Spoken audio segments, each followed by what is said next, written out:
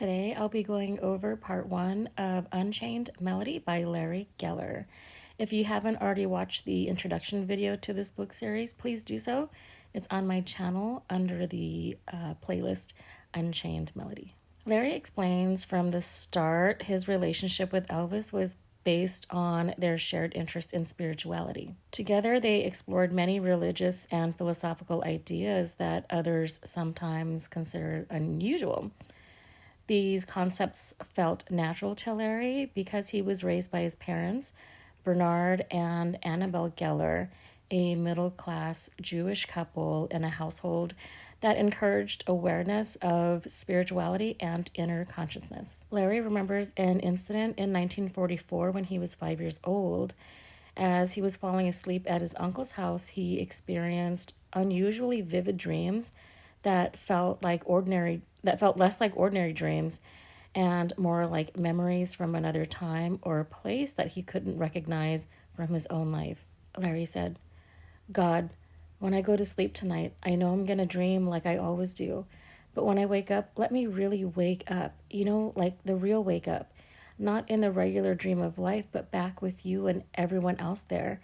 I don't want to do this anymore." He deeply believed he was speaking directly to God, and he felt certain that his thoughts and feelings were real and that God was listening to him. Larry wonders how such spiritual thoughts could come to a 5-year-old child with no formal religious or philosophical training. He suggests that perhaps children are naturally closer to a sense of spiritual connection or the source of life before they become burdened by the complexities of the world. Larry explains that when his family moved to California 3 years later, he was first introduced to alternative and metaphysical teachings, which opened the door to his deeper spiritual interests. He describes Los Angeles as embodying the American dream for his family, with its warm climate and reputation as the glamorous home of movie stars. The Pacific Ocean represented the sense of limitless opportunity that drew many people west after World War II.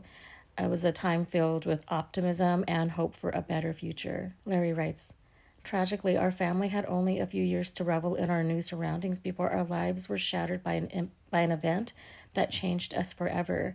My mother's mother, my beloved grandmother, was robbed and murdered, her body washing up from the very ocean that held such promise for the future." This brutal and unimaginable crime deeply traumatized his family and left lasting emotional scars.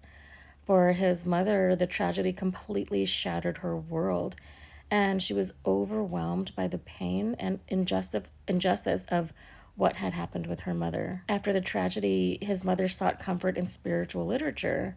She began reading books on metaphysical and spiritual ideas, such as The Science of Mind by Ernest Holmes and Healing Power of Balanced Emotions by Frederick Baylis. When he was 12, he spent a great deal of time with his mother while his father worked and his twin sisters were at school. During this time, he became her close listener and companion as she read and quoted passages from her spiritual books, especially the teachings of Ernest Holmes. Change your thinking, change your life. Looking back, he realizes when his mother would look into his eyes and speak softly while reading those spiritual teachings, she was really trying to comfort and heal her own wounded heart. Larry's father wasn't naturally interested in metaphysical ideas, but he supported his mother during her difficult time and even attended classes with her. Over time, his father developed his own interest in alternative healing,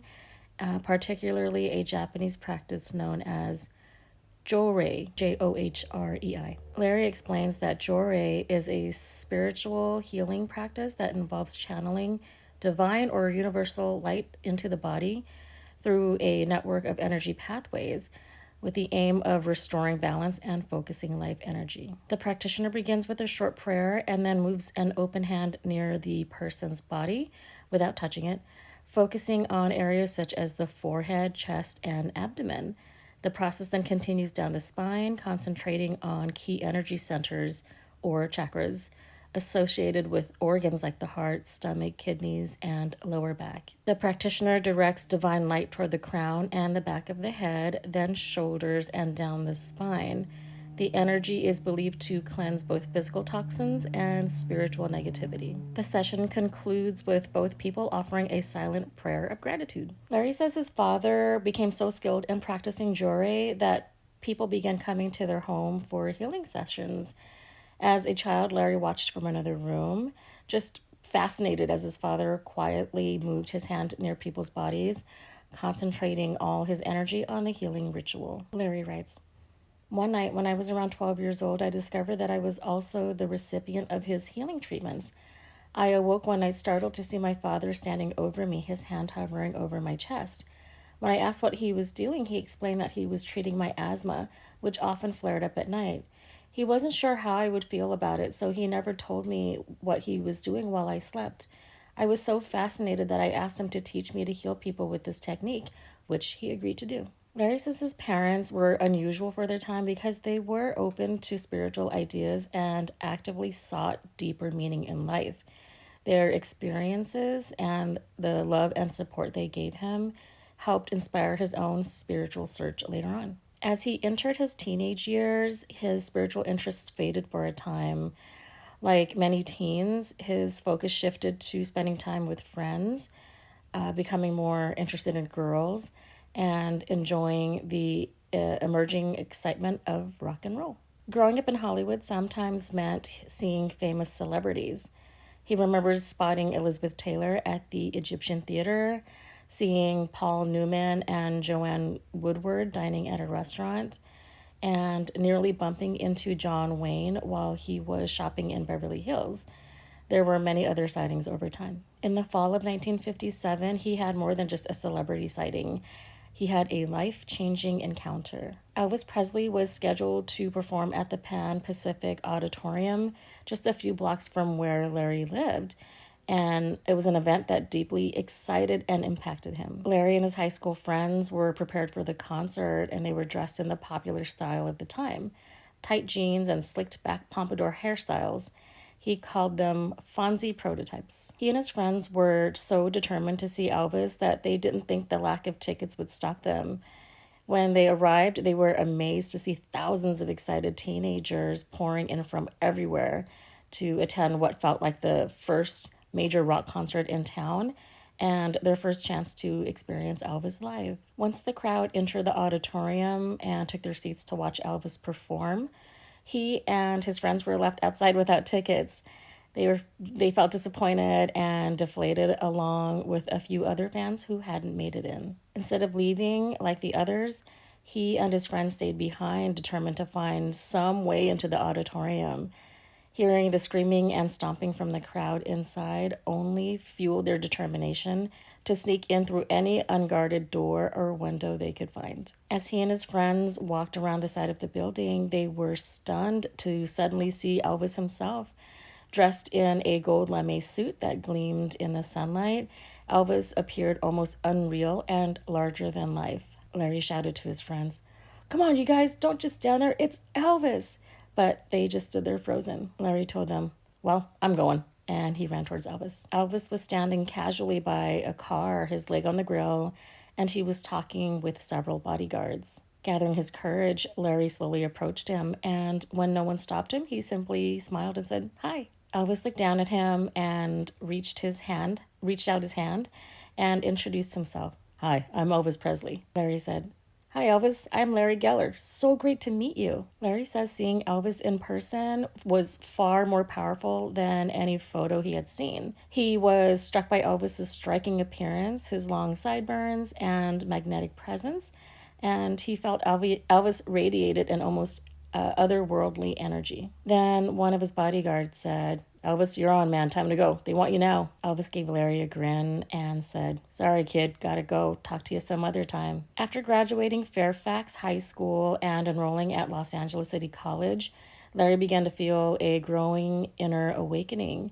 The spiritual influences from his past resurfaced, sparking a strong desire to discover his deeper purpose in life. During this time, he began to realize that something deeper was happening within him, what he would later recognize as the beginning of his own spiritual journey. He read extensively, exploring many Western and Eastern spiritual and philosophical traditions.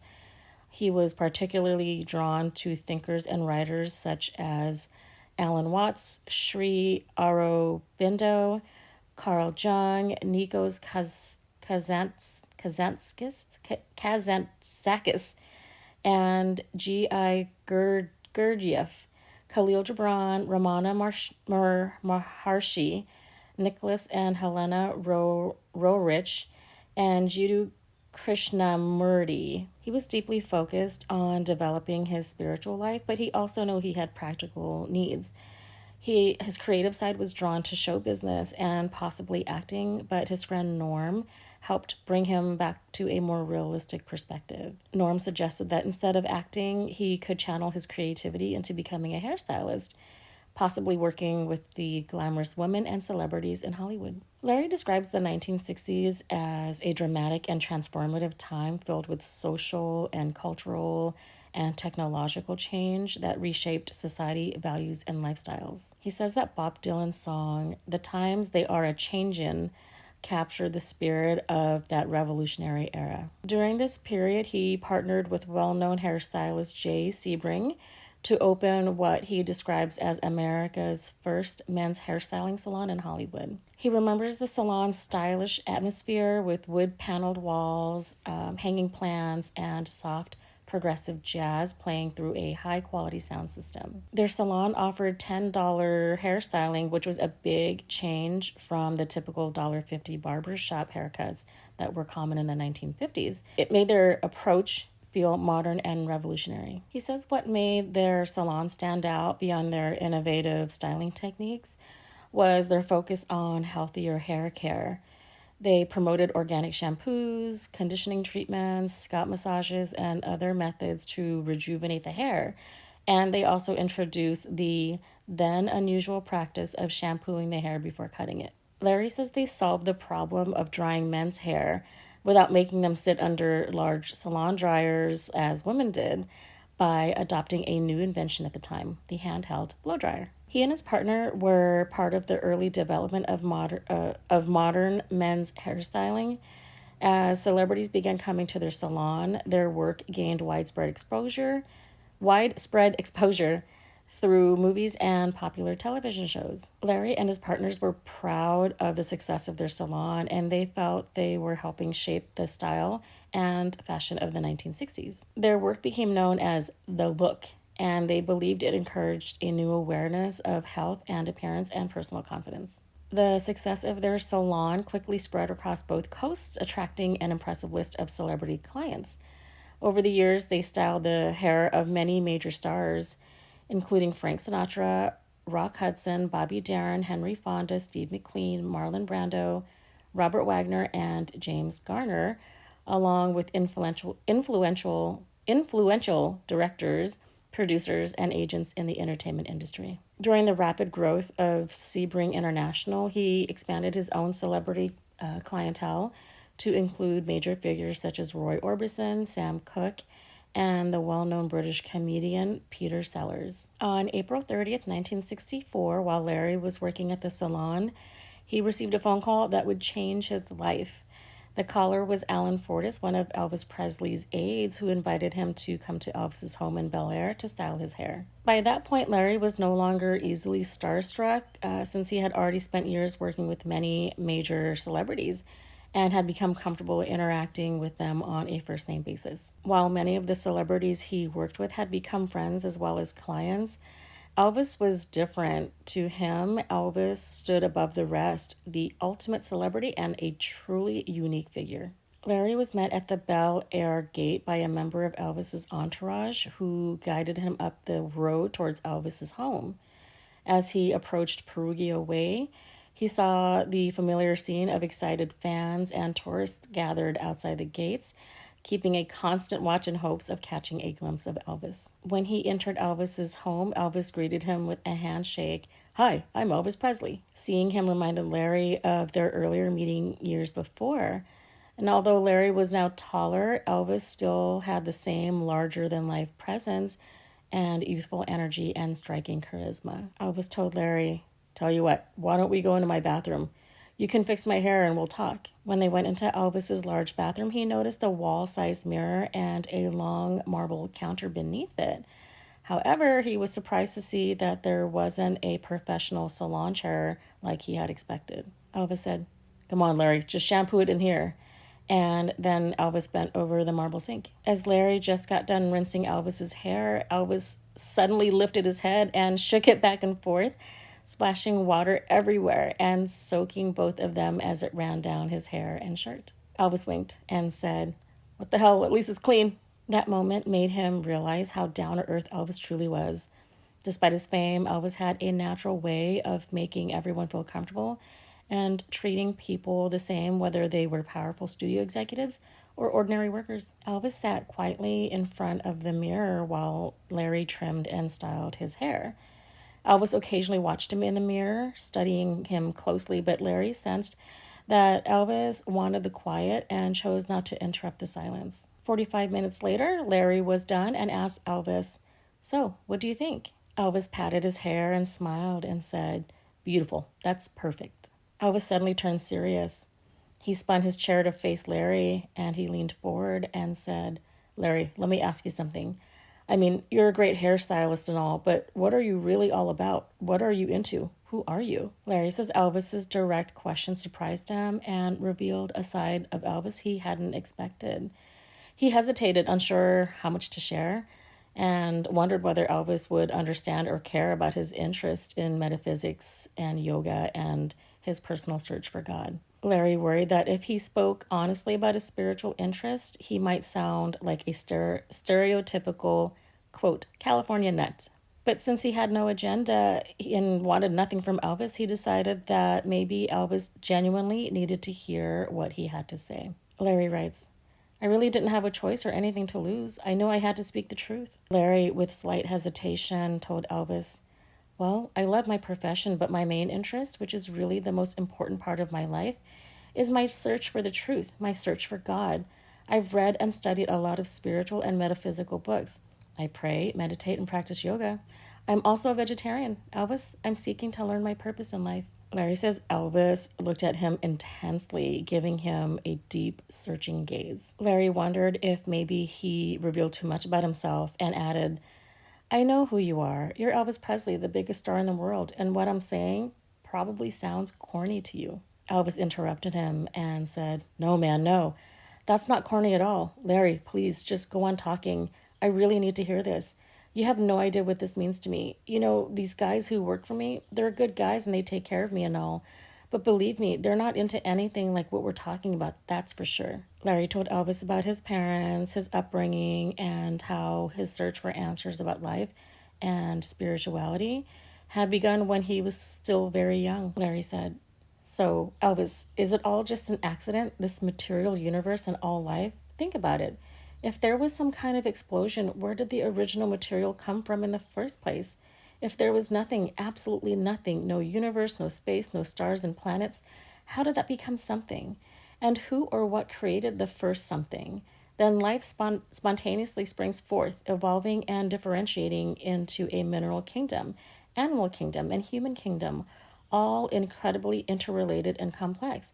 I've always found that whole idea hard to swallow." Elvis listened closely to everything he said, nodding as if he were absorbing every word. Elvis said, "Me too, Larry. It never made sense to me either." Larry said, "And what, if anything, is my purpose in the face of all this immensity and complexity?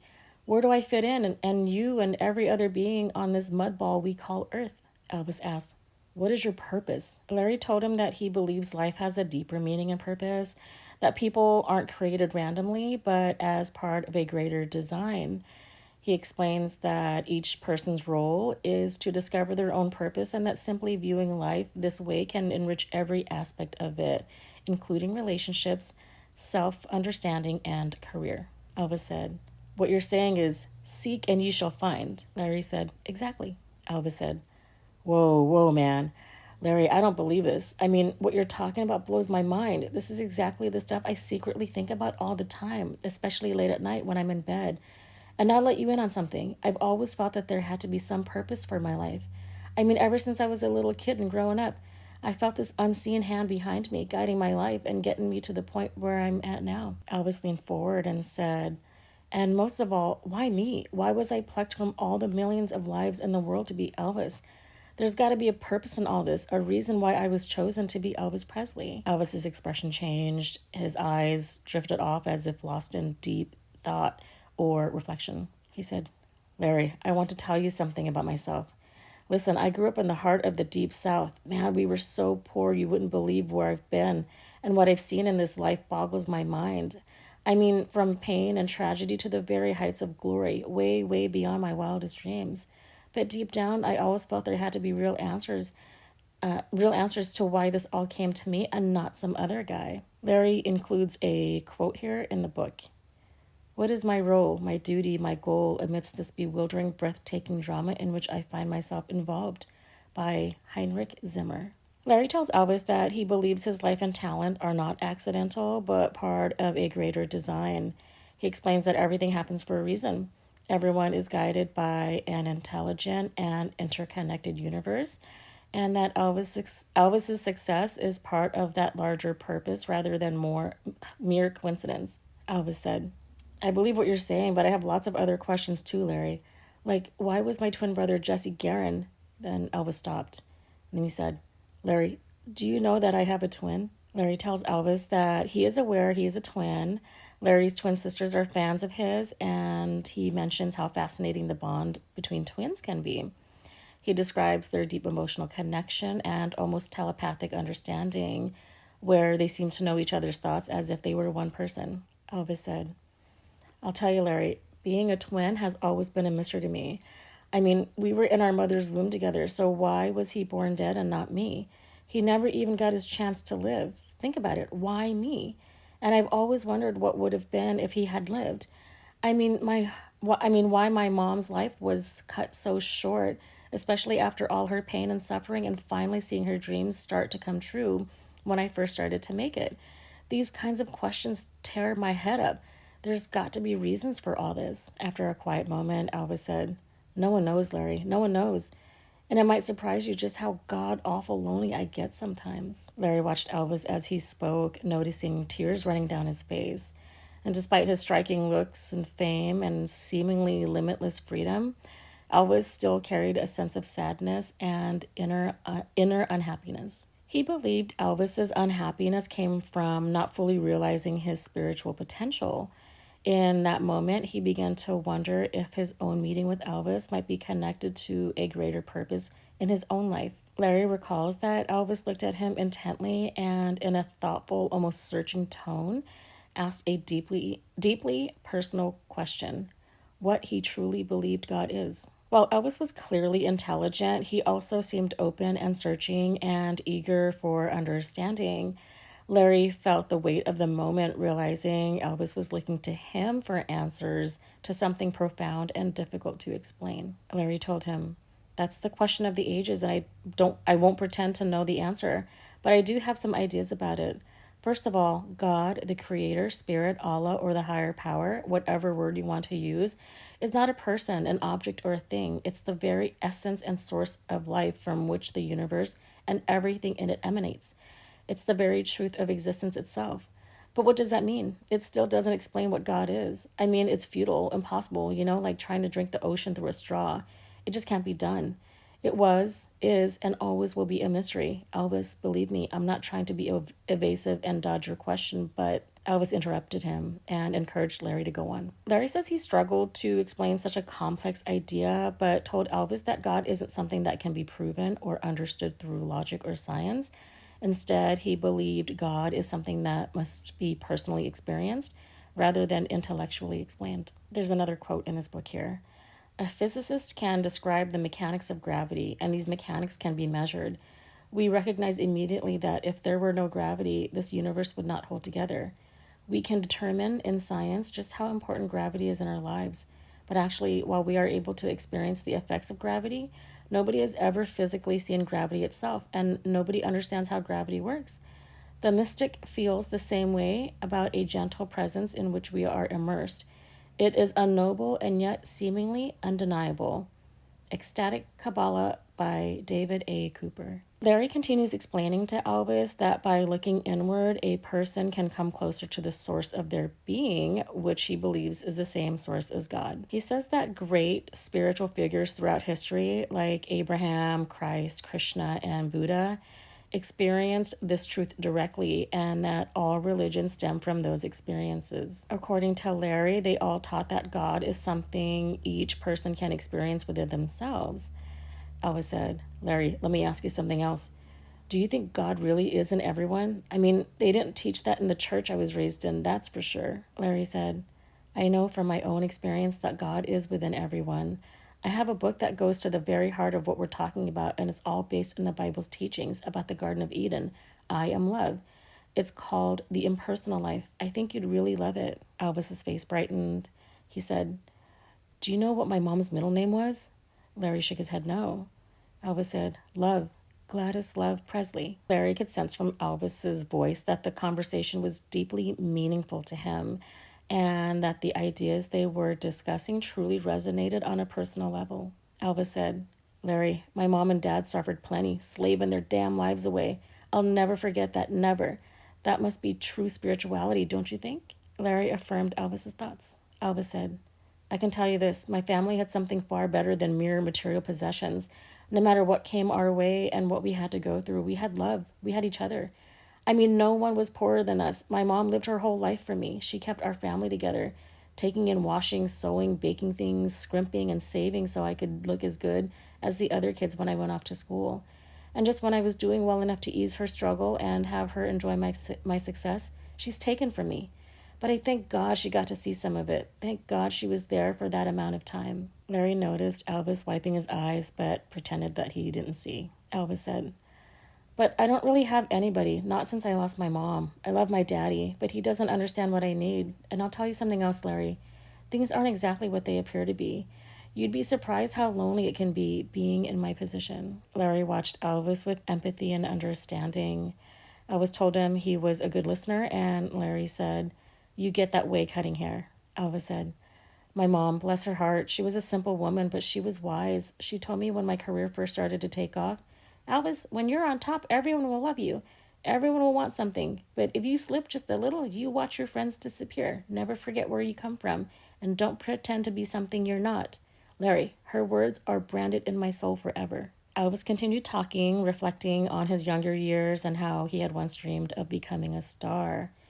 Larry recalls Elvis expressing gratitude for his life, saying that even now he sometimes couldn't believe his success and felt like he was living in a dream, and that he appreciates it every day. Elvis said, Man, I can't believe you came along just now. I really need this. I know a little about the stuff you're talking about, but I don't have anyone to talk to or to help me go deeper. He looked toward the den.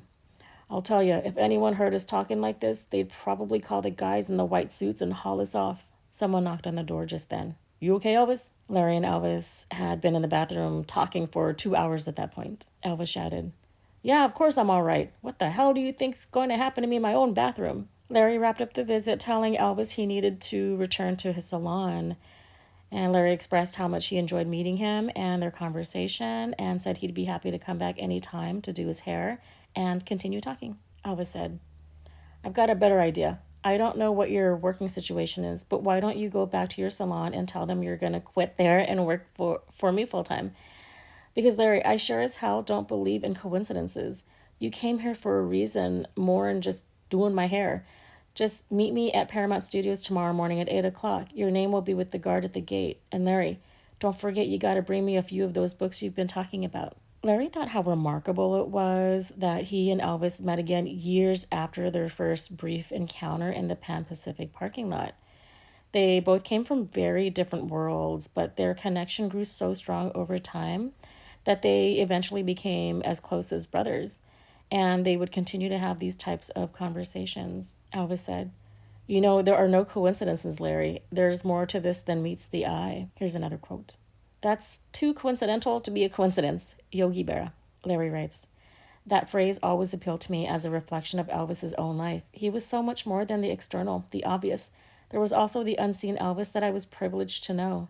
Since he's gone, I've come to see our lives as two separate lines that were destined to intersect and move forward to a common goal. That's it for part one. Stay tuned for part two, which is titled A Still Small Voice. See you then.